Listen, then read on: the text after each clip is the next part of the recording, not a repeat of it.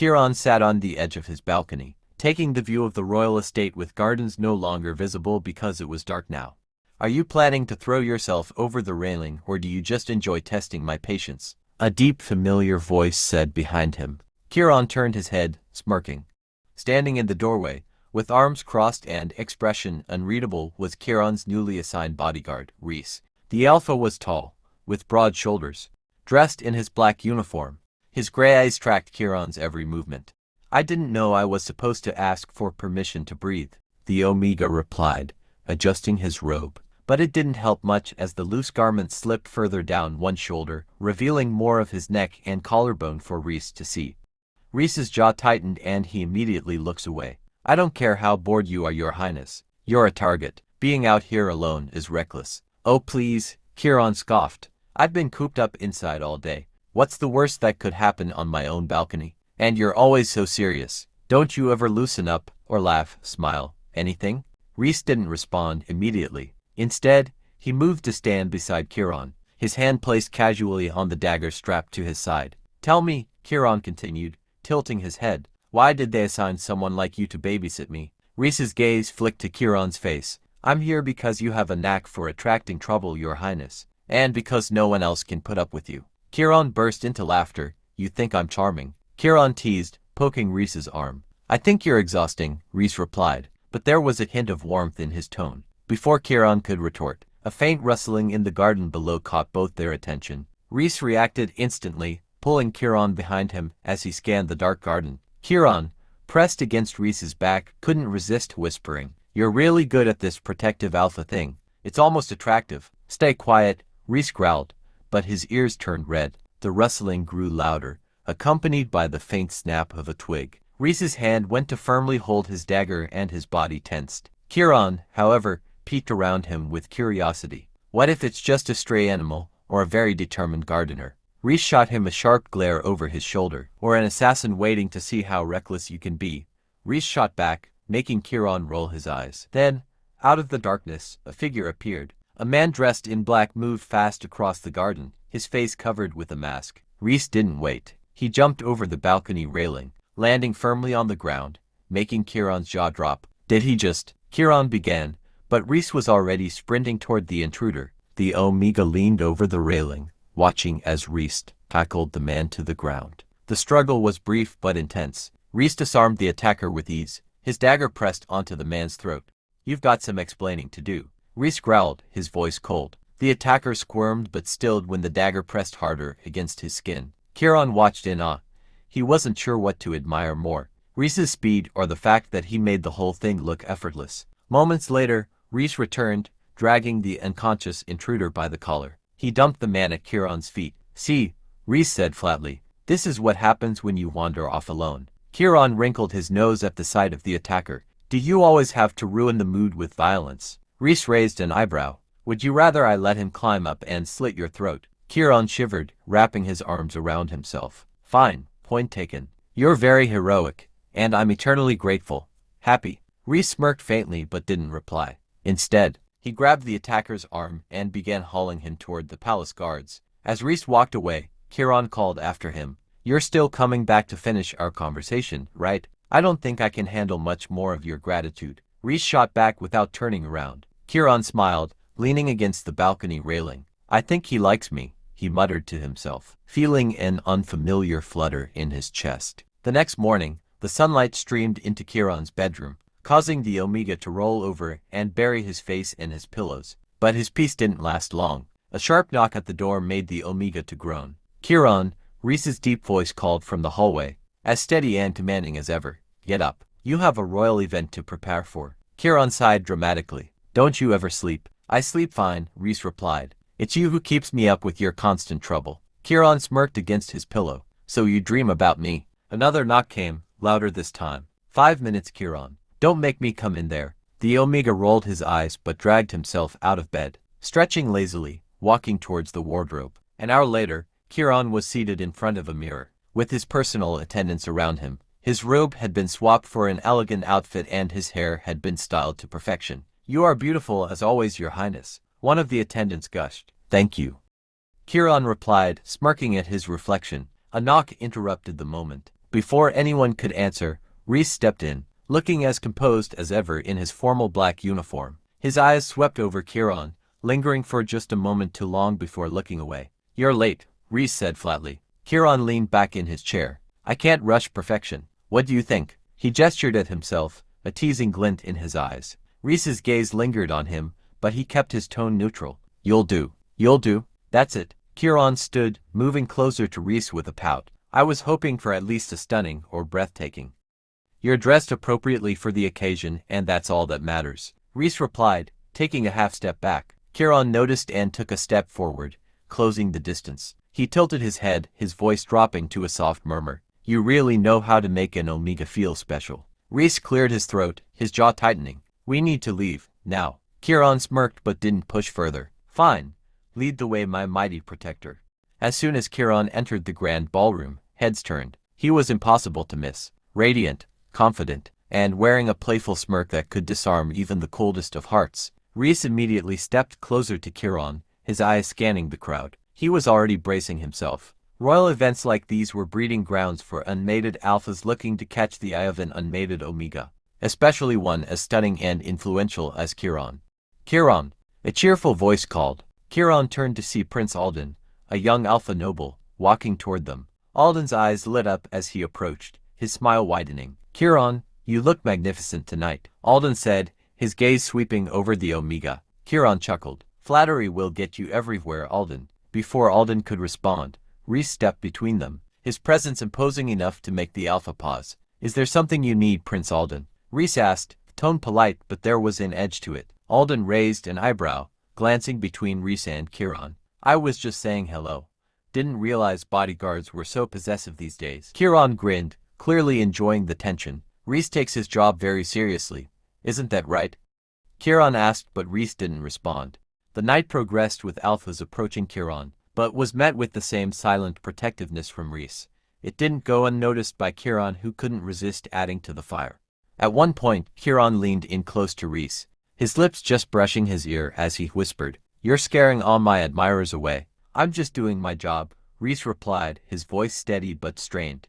"Is it your job to glare at everyone who talks to me?" Kiran asked, stepping back with an amused look. Reese finally met his gaze, his eyes dark and unreadable. "If it keeps you safe, then yes." Kiran's smile softened just a little, but before he could respond, another alpha approached, a tall, arrogant noble who seemed entirely too confident in his own charm. The alpha bowed low. "Your Highness, would you do me the honor of a dance?" Reese immediately stepped forward, his stance protective. "His Highness is busy." Kiran placed a hand on Reese's arm, stopping him. "Relax, Reese. It's just a dance." Reese hesitated, his eyes locked on Kiran's. For a moment, it seemed like he might argue, but then he stepped back. Kiran allowed himself to be led to the dance floor, but he couldn't resist glancing over his shoulder at Reese, who stood stiffly, his gaze never leaving Kiran.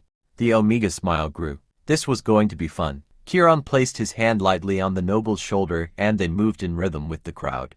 Reese stood by the edge of the room, his arms crossed and his jaw clenched. His piercing gaze followed every movement, scrutinizing the noble with a look that could have burned holes through him if it was possible. "Something wrong, Your Highness?" the alpha noble asked Kiran, as he could see that he was not paying attention. "Not at all," Kiran replied smoothly, tilting his head just enough for Reese to see the playful smirk that graced his lips. "You're a surprisingly good dancer. Only the best for you," the noble said with a confident smile, pulling Kiran just a bit closer than necessary. Reese shifted at that, his hands going to hold his dagger, but stopping. The dance was brief. Kiran allowed himself to laugh at the noble's attempts to charm him, but he kept glancing at Reese. When the song ended, Kiran stepped back, bowing his head slightly. "Thank you for the dance." "The pleasure was mine, Your Highness," the noble replied, bowing deeply. Kiran turned and strolled toward Reese, his steps slow. As he neared, he saw Reese's shoulders visibly relax, though his expression remained hard as stone. "You're reckless," Reese said. "Reckless?" Kiran repeated, raising an eyebrow. "It was a dance. You can't hover over me every second of the night, Reese." "That is what my job description said to do," Reese replied. The Omega let out a soft laugh, his tone dropping to a whisper. "You know, if you wanted to dance with me, you could have just asked." Reese's eyes widened slightly, and his lips parted as if he was about to speak, but he was interrupted. "Your Highness," a voice called. A tall, silver-haired alpha with a commanding presence approached. his sharp eyes fixed on Kiran. He was someone Kiran recognized all too well. Lord Varak, a high-ranking noble known for his relentless pursuit of omegas. Lord Varak, Kiran greeted, not flirtatiously but politely. Varak bowed. It's always a delight to see you, your highness. Might I request the honor of the next dance? Before Kiran could answer, Rhys stepped forward, positioning himself between the two. His highness is occupied. Varak's gaze flickered to Rhys, raising an eyebrow in challenge. Is that so? Or are you simply overstepping your place? Kiran's smile returned, this time with amusement. He placed a hand on Rhys's arm. It's fine, Rhys. I can handle this. Rhys turned his head slightly to look at him. Are you sure? Positive, Kiran replied, giving him a small smile before stepping around him. Varak offered his hand and Kiran took it, his eyes lingering on Rhys for a moment longer. The alpha's jaw was tight, his knuckles white where they gripped his dagger. The dance with Varak was less enjoyable. Varak's hands rested a little too firmly on Kiran's waist, and his compliments were a bit too excessive, sounding almost fake. You have a way of drawing attention, your highness, Varak murmured, his lips twisting into a predatory smile. It's no wonder half the alphas in this room can't take their eyes off you. Flattering, Kiran replied, his voice light but cold. I'm not the only one who's noticed. Of course, Varak continued, his gaze flickering briefly toward Rhys. Your bodyguard seems protective, almost territorial. Kiran laughed softly. Rhys, he's just doing his job. Varak's smile widened, but it didn't reach his eyes. If you say so, but I can't help wondering if he knows his place. The comment made Kiran's smile fade, feeling irritated. Rhys knows his place better than anyone here, Lord Varak. Perhaps you should focus on your own. Varak blinked, taken aback by the sudden edge in Kiran's tone. Before he could respond, the music ended and Kiran stepped away, bowing politely, but his gaze was anything but polite. Thank you for the dance, Kiran said, his voice cold. As he returned to Rhys's side, his irritation melted into a satisfied smirk. I think I'm done dancing for tonight. Good, Rhys simply said. The grand party finally died down and guests departed. Kiran walked toward his chambers with Rhys following just a few paces behind. Kiran sighed as they reached his door. Well, that was exhausting. Rhys simply opened the door for him. Kiran stepped inside and stretched his arms lazily. I'm going to bed. Don't stay up all night outside my door, Rhys. Good night, your highness, Rhys replied, but he didn't move. Kiran, thinking he'd left, let out a relieved sigh and walked further into the room. He kicked off his shoes, his fingers moved to the buttons of his shirt, and doing them one by one, his clothes slipped from his shoulders, revealing his skin. Do your attendants usually leave you to undress alone? The deep voice startled him so badly that Kiran spun around, clutching his shirt to his chest, his cheeks flushing pink. Rhys, what are you still doing here? Rhys leaned casually against the doorframe, his arms crossed. You didn't dismiss me, and I noticed your attendants weren't here. His eyes flicked over Kiran's flustered expression with a hint of amusement. They're unnecessary, Kiran snapped, turning away and fumbling with his shirt. I don't need anyone dressing or undressing me like I'm a child. Rhys raised an eyebrow. It's their job. I don't care, Kiran shot back. I hate it. It's awkward and intrusive. Now will you please get out so I can finish? No, Rhys replied flatly. Kiran turned halfway, glaring at him. What do you mean no? I mean no one knows who might have slipped into your rooms during the party, Rhys said, his voice calm but firm. I'm not leaving until I'm sure you're safe. Kiran huffed, his blush deepening. You can check the room and then go. I don't need you standing there while I undress. Well, what if I leave and someone attacks you while you're half-dressed? Then I'll hit them with my boots. Kiran shot back, waving a shoe for emphasis. Rhys's lips twitched, just barely, as if he was suppressing a smile. Your boots don't look very threatening. Kiran groaned, pulling his shirt back on. Fine. I'll sleep in this ridiculous thing if it'll get you to leave me alone. Rhys stepped closer. I'm not here to make you uncomfortable, your highness, but I have a duty to protect you. Kiran blinked, caught off guard by the sincerity in his tone. For a moment, his frustration melted away. You're impossible, you know that. I've been told, Rhys replied, his voice quieter now. Kiran sighed, his fingers moving to open the buttons again. Fine, but you're turning around. Rhys raised an eyebrow. Now, Kiran ordered. With a faint smirk, Rhys turned his back, his arms still crossed. Kiran worked quickly this time, trying to ignore the way his heart seemed to race in the silence. When he finally finished, he cleared his throat. There, you can go now. Rhys turned back, his gaze briefly sweeping over Kiran in his simple nightclothes. He gave a small nod. Good night, your highness. As Rhys opened the door to leave, Kiran couldn't resist calling after him. Rhys? The alpha paused, looking back. Try not to dream about me too much, Kiran teased, though his voice was softer than usual. Rhys said nothing, but the faintest smile crossed his lips before he stepped out and closed the door behind him. The following morning, news of the king's visit to Prince Kiran's chambers spread quickly among the royal staff.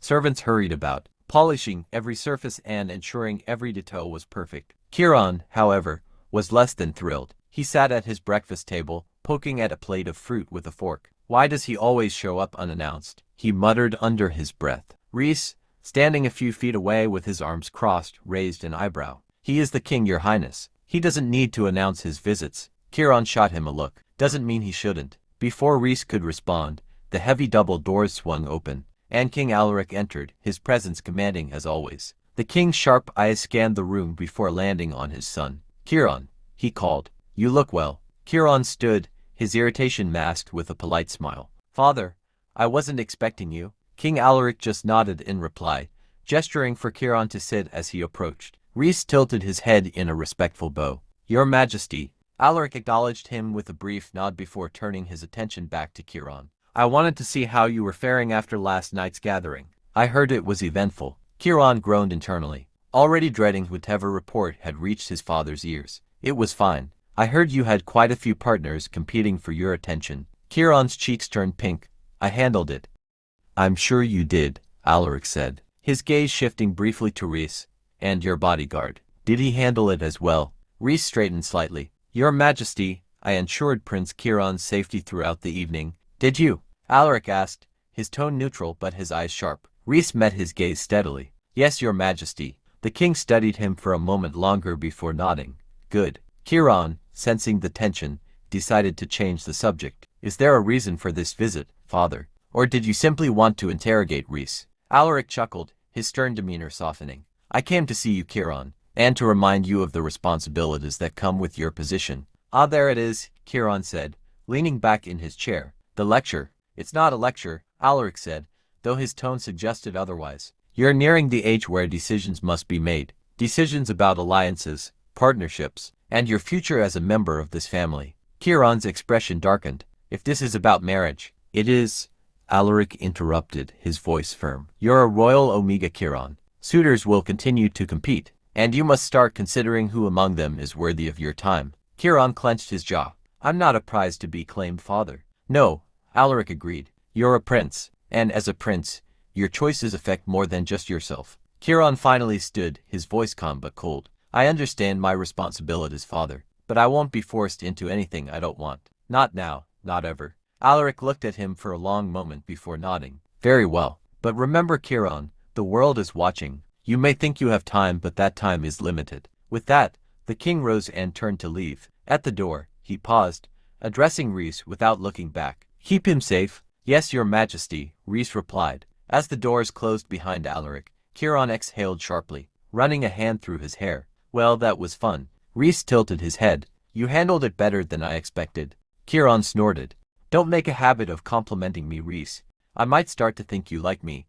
Rhys smirked faintly but said nothing. Kiran collapsed onto a plush chair near the window. He stared out at the palace gardens below, trying to push away his father's words. Rhys remained by the door, silent as always. After a few moments, Kiran sighed dramatically and glanced at him. Are you just going to stand there all day? I'm on duty. Rhys replied simply. Of course you are, Kiran muttered, leaning back and crossing his arms. Always so dutiful. Don't you ever get tired of it? Rhys allowed himself a small smirk. No. Kiran tilted his head, studying him. Not even a little. You never think about just walking away, letting someone else take over for a while. Rhys met his gaze. Not when it comes to you. The words hung in the air between them, heavier than either of them expected. Kiran blinked, his mouth opening as if to respond, but no words came out. He stood suddenly. I need to get some air, and before you ask, yes, you can come too. Without waiting for an answer, Kiran walked toward the door and Rhys followed close behind. The gardens were quiet, a contrast to the busy halls of the palace. Kiran walked aimlessly, his hands behind his back, and Rhys behind him as always. His presence a steady comfort even if Kiran would never admit it. I hate that my father is right, Kiran said suddenly. Rhys glanced at him but didn't interrupt. All those alphas last night, Kiran continued. They don't see me. To them, I'm just an opportunity, a title to claim. You're more than that, Reese said quietly. Kiran stopped walking and turned to face him. Am I? Because sometimes it feels like that's all I'll ever be. Reese stepped closer. You're more than a title, Kiran. More than an omega. Anyone who doesn't see that isn't worth your time. Kiran's breath hitched. And what do you see? He asked, his voice barely above a whisper. Reese hesitated, thinking of the right words to use without being unprofessional. I see someone worth protecting, he said finally. The answer wasn't what Kiran wanted, but it was enough to make his heart flutter. He took a step back. Well, let's hope the king doesn't send another lecture my way anytime soon. I've had enough royal wisdom for the week. Reese gave a faint nod, his expression softening. I'll make sure of it. Kiran smiled, the tension lifting slightly. Good. Now let's head back before the palace staff starts panicking about my absence. The next morning, the palace was unusually quiet in Kiran's wing. Reese had just finished his morning rounds when he noticed something was off. Kiran's chamber door, which was usually slightly open, was firmly shut, and no one seemed to be going in or out. Reese frowned and approached a nearby attendant. What's going on? He asked, his voice low. The attendant hesitated, wringing her hands. Prince Kiran hasn't come out this morning, Sir Reese. He's not feeling well. Without another word, Reese strode toward the door and knocked firmly. Your Highness. A muffled groan came from inside, followed by Kiran's unmistakable voice. Go away. Ignoring the command, Reese pushed the door open and stepped inside. The sight that greeted him was far from the image of the composed prince he was used to. Kiran was sprawled on his oversized bed, a thick blanket pulled up to his chin, his usually bright complexion pale, and his hair a mess. What are you doing here? Kiran glared at him weakly. I could ask you the same thing, Reese said, crossing his arms. Why didn't you send for a physician? It's nothing, Kiran muttered, pulling the blanket tighter around himself. Just tired. Reese's sharp eyes narrowed as he stepped closer. You're pale, your voice is hoarse, and you're sweating. That's not just tired, Your Highness. Kiran groaned and turned away from him. Don't start fussing, Reese. It's probably just my heat coming on. Reese froze for a moment. The possibility of Kiran entering heat wasn't something he considered, nor was it something he was prepared to deal with. If that's the case, you should have called for help immediately. I don't need help, Kiran snapped, his voice cracking. Reese took a deep breath, annoyed but concerned. He stepped closer, ignoring Kiran's warning growl. Have you had any other symptoms? Kiran hesitated, annoyed by the questioning but too miserable to put up much of a fight. I don't know. I feel like I've been hit by a carriage. My head's pounding, and I'm cold 1 minute and sweating the next. Reese raised an eyebrow. That doesn't sound like heat. Kiran's glare sharpened despite his discomfort. Well, what would you know about it? Reese shrugged. Enough to know you're more likely sick than in heat. If it were your heat, you'd be a lot more, distracted by me right now. Kiran's face flushed from embarrassment and he buried his face in the pillow. Get out. Not until you let me check your temperature, Reese said, already reaching for the water basin on the side table. He placed a damp cloth against Kiran's forehead before he could protest further. Kiran squirmed under his touch, muttering something inaudible into the pillow. Reese ignored him, his expression softening slightly. You're burning up. It's a fever, not heat. Kiran groaned dramatically. Great. Just what I need.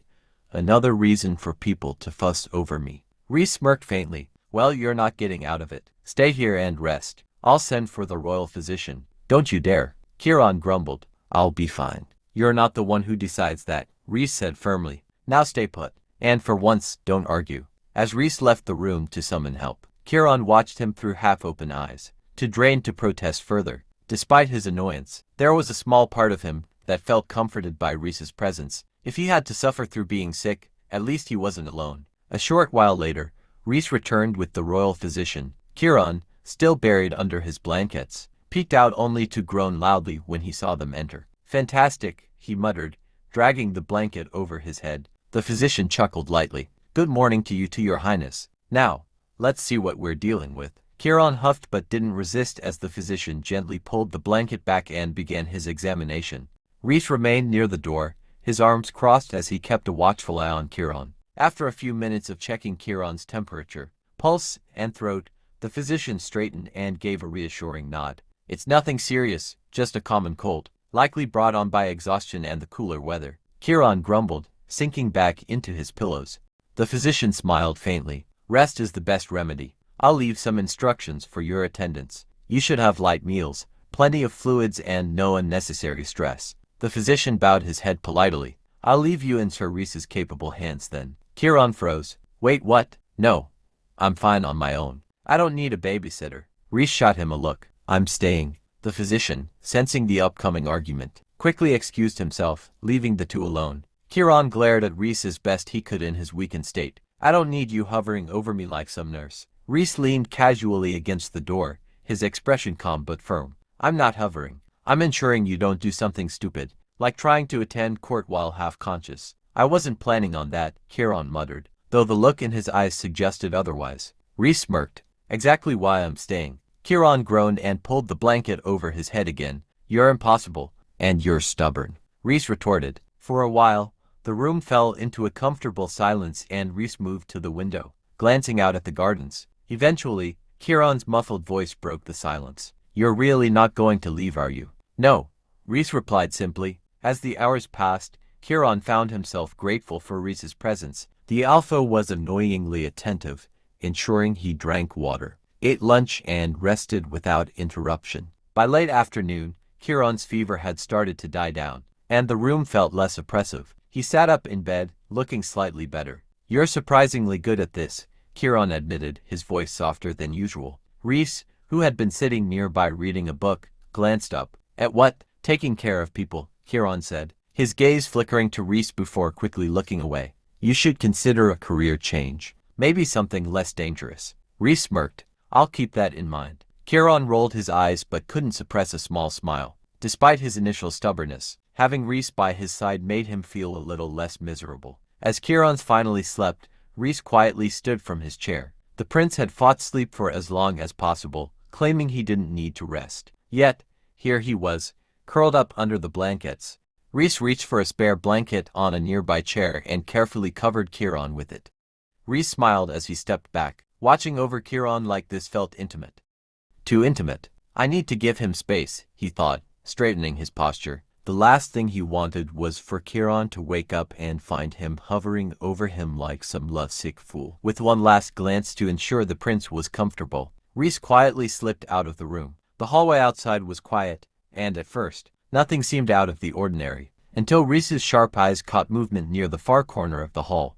A figure lingered near the doorway, dressed in the standard clothes of a palace worker, but something about them was off. They were too stiff, their posture too alert for someone merely passing by. Reese's instincts kicked in immediately. His hand moved to the edge of his sword as he approached the figure, his footsteps silent. The figure didn't notice him at first, too focused on the prince's door. Excuse me, Reese said, his voice calm but laced with authority. The figure jumped, spinning around with an exaggerated look of surprise. Oh, I didn't see you there. They stammered, their eyes darting to Reese's weapon. Reese didn't miss the flash of nervousness in their expression. Can I help you? He asked, his tone cold and measured. I was just delivering something for the prince, the person said quickly, holding up an empty tray as if it explained everything. Reese's eyes narrowed. The prince isn't accepting visitors, and he didn't request for anything. The figure shifted uncomfortably, their gaze darting to the door and back. Oh, I must have misunderstood the order. I'll just be going then. They turned to leave, but Reese stepped into their path, blocking their way. His towering frame and presence made the air around them feel heavy. Who sent you? Reese asked, his voice low and dangerous. The figure hesitated, their facade cracking under Reese's scrutinizing eyes. I know it was one of the senior attendants. I don't remember their name. Reese's grip on his sword tightened. Funny, because I know every senior attendant. And they don't send people without notifying me first. Try again. Beads of sweat formed on the intruder's forehead as they stammered inaudibly. Reese didn't wait for them to dig their own grave. With lightning speed, he grabbed the person by the collar, slamming them against the wall. Who are you? And why are you really here? Reese growled, making the intruder flinch. The tray fell to the ground as the intruder's hands flew up in surrender. I'm just following orders. Please, don't hurt me. Orders from who? Reese demanded. The intruder hesitated, their eyes darting around, as if searching for an escape. I don't know their name. I was just told to watch the prince's room and report anything unusual. Reese's stomach dropped. This wasn't just a random intruder. It was something far more organized. Who told you? Reese pressed, shaking them slightly. I swear, I don't know. It was a man in the marketplace. He paid me to do it. Reese glared at them, searching for any signs of him lying. Reese could tell they was telling the truth but was also withholding things from him. So he called a palace guard, ordering him to keep the spy in the dungeons. He was gonna get all the information out of them before he let them go. After the guard left with the spy, Reese stood there for a moment, his mind racing. Someone was watching Kiran. He turned back toward the prince's door. Stepping back inside, he found Kiran still fast asleep, unaware of the danger that had almost happened. Reese pulled a chair closer to the door and sat on it, his hand resting on the edge of his sword. He wouldn't leave Kiran unguarded again. Not for a second. Kiran stirred awake, groaning softly. His fever had subsided, leaving him better than before. He blinked at the extra blanket on him before turning his head to find Reese sitting near the door, his posture more rigid than normal. Kiran frowned, his voice laced with his usual sarcasm. "What? Did I do something in my sleep to annoy you?" Reese's sharp eyes flicked to him. "You're feeling better."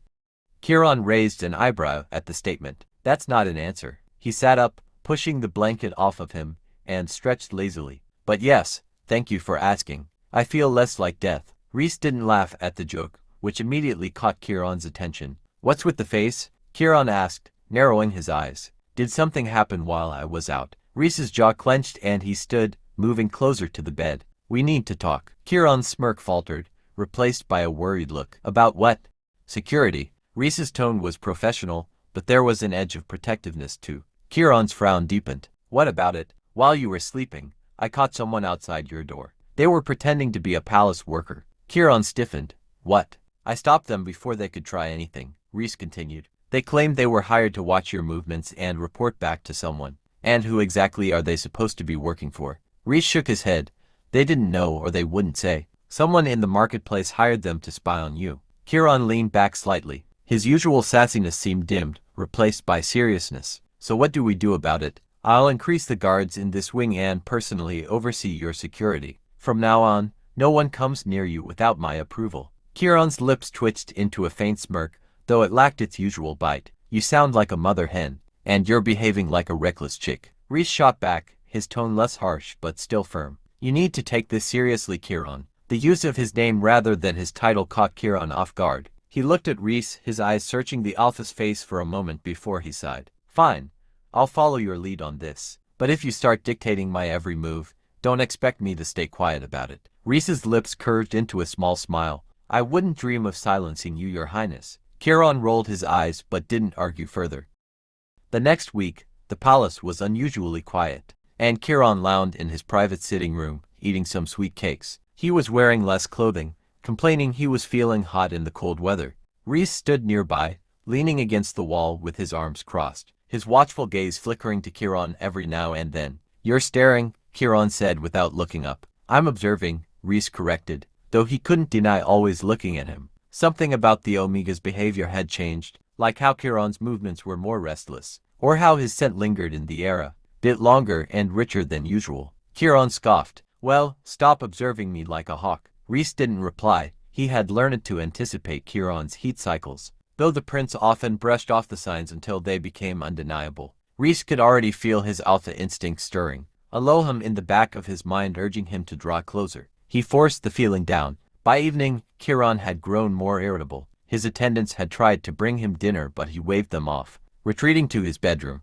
Reese stayed just outside his door, his posture stiff as he forced himself to breathe evenly. "Are you going to stay there all night?" Kiran's voice sounded through the door. "It's my job." Reese called back. "Well, it's annoying." There was a pause before Kiran added, softer this time, "I'm fine, you know." Reese didn't answer, knowing better than to push the Omega when he was in a mood. The next morning, Kiran didn't leave his chambers. Reese checked in with the attendants, who reported that the prince was unusually quiet and had refused breakfast. By midday, the air in the hallways at Kiran's quarters was thick with his scent. It wasn't too much yet, but it was enough to make Reese feel restless. He stationed himself at the far end of the corridor, putting as much distance as he could between himself and the prince, while still maintaining a watchful presence. Inside the room, Kiran was struggling. His skin felt hot, and every brush of fabric against his body made him squirm. He tossed and turned on his bed, restless. "This is ridiculous," he muttered, kicking off his blanket in frustration. He considered calling for his attendants but immediately dismissed the idea. The thought of anyone seeing him like this, seeing him this flushed, vulnerable, and slightly unhinged made him cringe. He thought about Reese. The alpha was always near, and lately, his presence had been a source of both comfort and torment. The mere thought of Reese being so close, yet not being able to touch him made Kiran groan into his pillow. That evening, Reese caught himself pacing. He had moved his post further down the corridor, but it didn't help. Kiran's scent was making his every instinct scream to go to him, to take care of him. He shook his head, muttering under his breath, "Pull yourself together, Reese. You're here to protect him, not." He cut himself off, not wanting to finish the thought. By the third morning, the palace was in full lockdown. Kiran's scent was overwhelming. Reese had retreated to the farthest corner of the palace wing, pacing like a caged animal. Kiran was miserable inside his chambers. Every nerve in his body was on fire, and the ache of need was unbearable. He had barricaded himself in, refusing help from anyone, though he occasionally shouted at his attendants to leave things outside his door. When he wasn't pacing, he was curled up on his bed, his body trembling. That night, Reese, still stationed far from Kiran's chambers, felt like something was wrong. He was on his feet instantly, moving toward Kiran's quarters. As he rounded the corner, he noticed the two bodyguards outside the prince's door slumped against the wall, unconscious. "Damn it," Reese growled, drawing his sword. The door to Kiran's room was ajar. Reese pushed it open, his heart sinking at the sight of the empty bed. The room reeked of Kiran's heat, but the prince was gone. He immediately called for reinforcements, his voice booming through the halls. "The prince has been taken. Sound the alarm." His mind raced as he pieced together what must have happened. They waited for his heat. They knew he'd be vulnerable. Adrenaline surged through him as he barked orders at the guards who arrived in a rush. "Seal the palace gates, check every exit and patrol the grounds. I want a full sweep of the area." One of the guards hesitated. "Sir, do you think they've already left the palace?" "They won't get far," Reese said, his voice cold and dangerous. "Not while I'm breathing." The hunt for Kiran began immediately, but Reese's chest was tight with guilt and rage. He had left Kiran alone, thinking it was the best way to protect him from himself, only to fail him in the worst way possible. "No matter what it takes, I'll bring him back, and I'll make them pay." Reese swore to himself as he prepared to track down the prince. The end of Part 1.